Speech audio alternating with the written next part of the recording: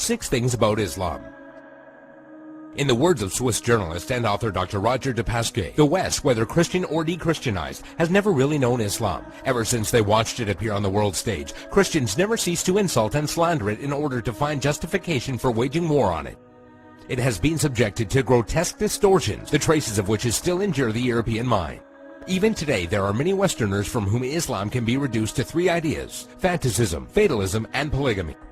Of course, there does exist a more cultivated public whose ideas about Islam are less deformed. There are still precious few who know that the word Islam signifies nothing other than submission to God. One symptom of the ignorance is the fact that the imagination of most Europeans, Allah refers to the divinity of the Muslims, not the God of the Christians and Jews. They are all surprised to hear, when one takes the trouble to explain things to them, that Allah means God, and that even Arab Christians know him by no other name. 6. Muslims and Jesus. Misconception: Muslims hate Jesus. There are many similarities between the historical reference of Christianity and Islam. Many people are amazed to find out that according to Muslim belief, Jesus is one of the greatest messengers of God. One cannot be a Muslim without believing the virgin birth and the many miracles of Jesus Christ. Jesus is also mentioned in many verses of the Quran and is often used as an example of good virtue and character. However, the main difference between Christianity and Islam is that the Muslims do not believe that Jesus was God. 5. Islamic Jihad. Misconception: Jihad means to fight for the sake of God. The true Arabic meaning of the word jihad is struggle. However, in Islam, it is often used to describe the striving in the way of God.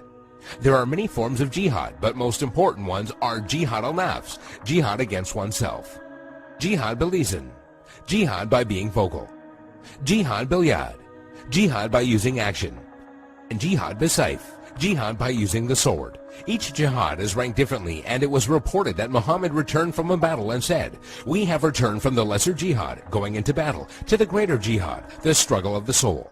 This means that a Muslim struggling against himself and his soul is more important than the jihad of going into war. Another misconception is that only when a person dies in war does that person become a martyr. This is, however, false, and it is believed that anyone doing anything for the sake of God and is killed becomes a martyr.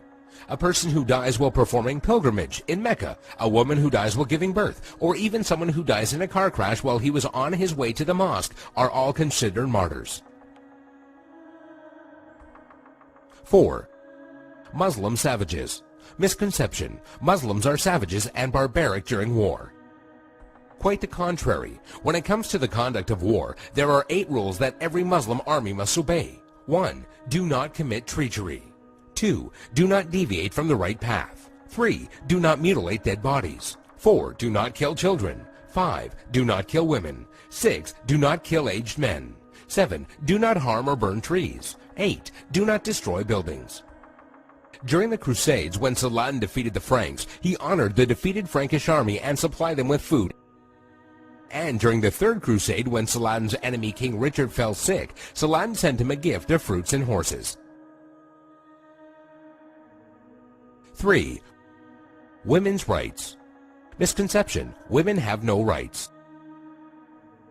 The image of a woman wearing a veil from head to toe, a woman who gets unfair justice, or a woman who is not allowed to drive is an all too familiar notion when it comes to women treatment in Islam. And while there are Muslim countries in the world that do implement many harsh rulings against women, this should not be portrayed as Islamic law. Many of these countries have cultural differences that go against the teachings of Islam. It should be noted that during pre-Islam Arabia, women were used for fornication only and had no independence. The birth of a daughter in a family was considered humiliating, and the practice of female infanticide was uncontrolled. When Islam came back to being, verses in the Quran condemned the practice of female infanticide. Islam gave back many human rights to the women, and Muhammad was even reported saying that women are the twin halves of men. A Muslim woman is allowed to reject and accept any suitor for marriage and has the right to seek divorce. There is nothing in Islam that forbids a Muslim woman from exiting her house and is allowed to drive. Also, in regards to education, a woman is obligated to seek knowledge, and it is considered a sin if she refuses. 2. By the sword. Misconception: Islam was spread by the sword.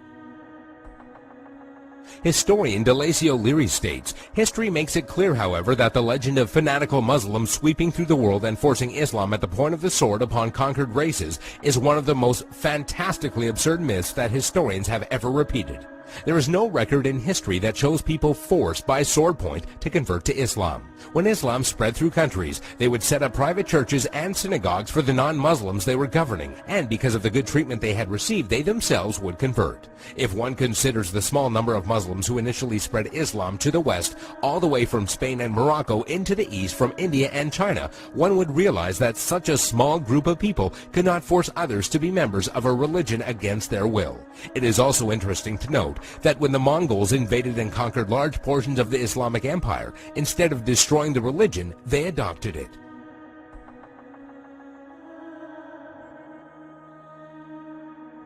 One, Islamic terrorism. Misconception: Muslims are terrorists. This is by far the biggest misconception of Islam, given unfairly by stereotyping and the public image that the media gives. Has anyone else noticed how when a specific group of people attack another group of people, it is labeled as a hate crime, but when a Muslim opens fire on anybody, it is quickly regarded as terrorism?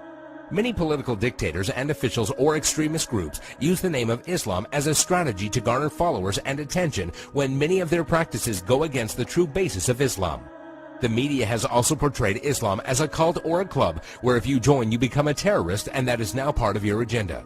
However, all over the world, people practice Islam in the true form and use it as a way of life. There are many verses in the Quran that go against the idea of terrorism. Some of these verses include, "Fight the way of Allah, those that fight you, but do not transgress limits, for God does not love transgressors." This basically means do not fight except in self-defense, and even in doing so, do not go beyond defense. Another verse states, "If they seek peace, then you seek peace," which means do not attack people for no reason or kill innocent people. There is nowhere in Islam, whether it be in the Quran or the teachings of Muhammad, that promotes the killing of innocent people.